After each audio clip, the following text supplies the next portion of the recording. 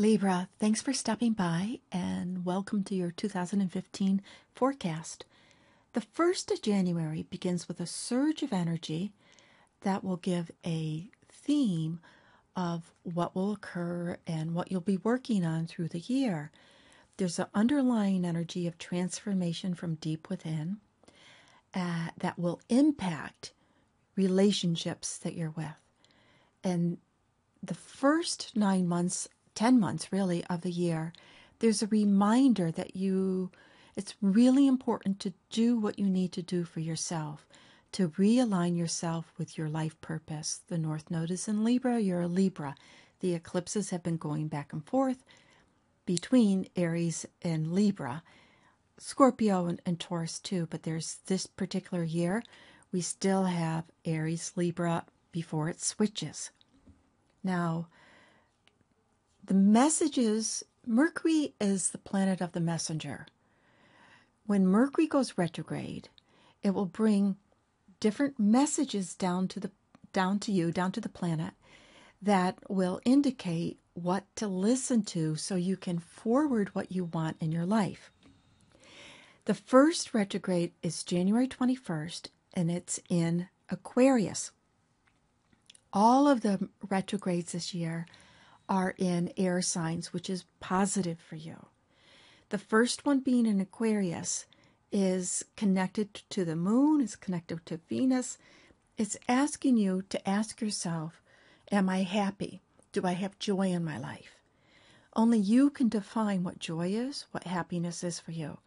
But part of this includes having fun, having a hobby, and this is romance. This can be a time that you rethink what you want in your romantic life.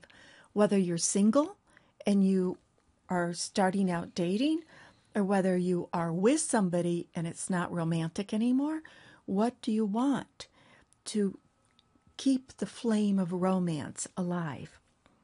And the most important thing is having that flame of romance, of feeling, joyful about your personal life. The second Mercury retrograde is May 18th, and it's from Gemini. And this particular energy, this is when you get up to early summer, late spring, in May, June. The universe is saying, hey, think about what it is that you think is true. Is it really true? Is it true? Is it what you think is true? And remember, we started the year, if you've been following the videos, Saturn has gone into Sagittarius as of December 23rd. And that is a shift, and we'll be here for 2.5 years. That's a shift for you to consider how you communicate with people and what is important to learn that you can use on a day-to-day basis.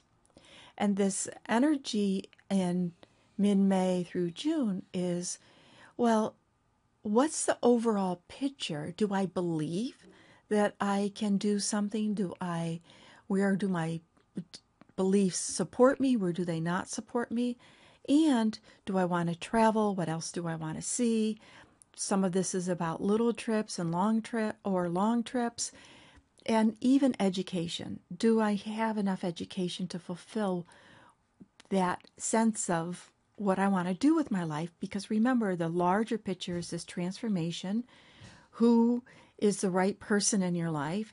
And being true to yourself and aligning yourself back up with your soul's purpose. The third Mercury retrograde, September 17th, it's in your element. It is right in Libra. Mercury in Libra in your sign. It's time, once again, it's right before your birthday, the 17th of September, to think about, am I in alignment? What do I want for me? Now, when we go to what else will show what will happen for you in 2015 or what the messages are, we look at the eclipses. The solar eclipse on March 20th is on 29 degrees of Pisces. And that is the beginning of this shift to a new set of eclipses because they've been going back and forth between Aries and Libra, and you still get some. But into Pisces, it's saying that there's a surge of energy to look at the work that you do. It might not be your largest aspiration, but your day-to-day work you do, and is it supporting you in the sense of getting things done in order, and it's like taking care of the details of life, and not to be suffering over it, but just to take care of things. Then on the 4th of April, we have the lunar eclipse. So the April 4th, we have the lunar eclipse, which is your full moon in Libra. And it's very connected with that Pluto, the Pluto-Uranus square, the sun's conjunct Uranus. So the vibration is incredible for making a big break and big changes. And if there was any time that something would break up during 2015, it's going to be around the April time frame. Week leading up to it, the week after the eclipse, or the week of the eclipse. This is a time for a big surge. But remember, it all goes back to, are you being true to your highest and greatest good? Are you aligned with your life purpose? Then the last lunar eclipse of the year is on September 27th, which again is when the sun is in your sign, yet the moon is in Aries. This is the last lunar eclipse that you're going to have for 9 years. It's going back and forth in your signs. So pay attention to how you feel at that time. If you are born around September 27th, you will feel this eclipse stronger. If you're not, it will still impact you, and it will still be this inner feeling or gut sense of intuition of, I need to be true to myself. I need to find balance between what I'm doing for others and what I'm doing for myself. Now, the other major energy that's happening this year is Venus. Your ruling planet is going retrograde. Venus only goes retrograde every couple of years, so when it happens, it's big news. She's going retrograde from Virgo back into Leo. So she dips into Virgo. See, it's only at 0 degrees here. So it's just like dipping over the line, stepping over the border, and then going back into Leo. The Leo energy is more harmonious with you, and it is about being loyal to your friends, connecting with your friends. But because she's retrograde, she's asking you to look at, do I feel comfortable with the friends that I have? Do I feel good? Do I feel better after I hang out with my friends, whether they're close or just, associates or a group? Do I feel better or worse? And if you feel worse after you're hanging out with a group of people or somebody specific, this Venus retrograde is saying, rethink it. And you might just say, it's not worth my emotional energy to hang out with them because I need twice as long to recuperate from being with them than the time I spent with them. The other big news that we have is Jupiter is leaving Leo, and on August 11th, she is going into Virgo. Now, being in Virgo, the sign behind you, there's a preparation to get ready for the following year when Jupiter goes into your sign.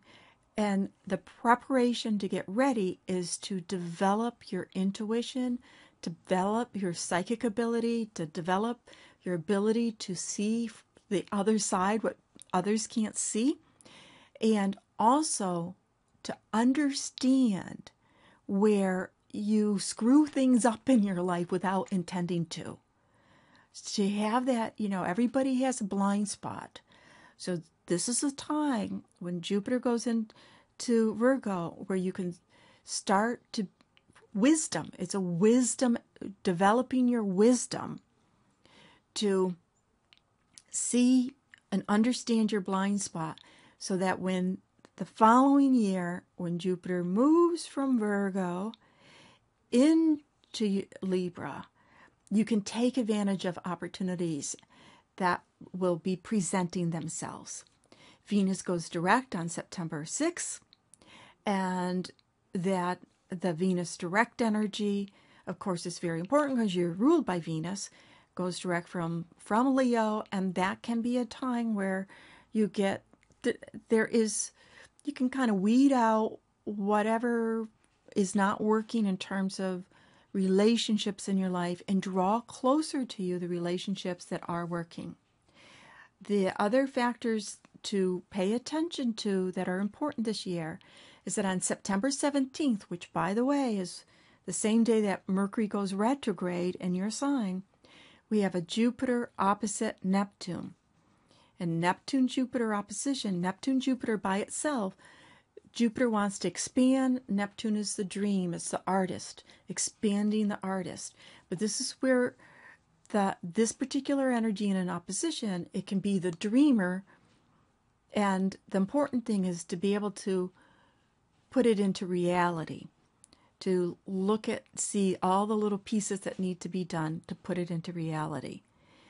And if it's not put into reality, then what can occur is that you can find that on November, towards the end of the year, we have Saturn square Neptune. And the Saturn square Neptune energy can be disappointment, it can be disillusionment, it can feel as if here's Neptune and here's Saturn. They'll be at 7 degrees on November 26th exact, but a few weeks before, a few weeks after, that energy is in you'll feel the energy. It's important to put reality to your dreams, build on your dreams, not be blocked by them.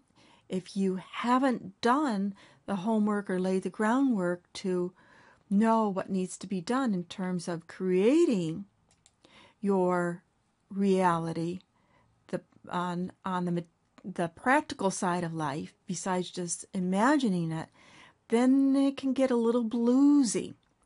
It can get a little bluesy there. So you want to pay attention that you are working with the support of the universe and not just waiting for something to happen. We finish out the year with Uranus going direct. It happens on December 25th. So for those who celebrate Christmas, there can be a lot of unexpected gifts because Uranus wants things different. So Uranus is going direct on December 25th, closing out the year. That's a time when the energy starts to shift. It is opposite your sign, so you close out 2015 pretty similar to, with a feeling of I can be ready to make some big changes and ready for excitement and something different in life. Thank you so much for listening, Libra, and for being a subscriber and for sharing. And a very happy, prosperous, and healthy new year.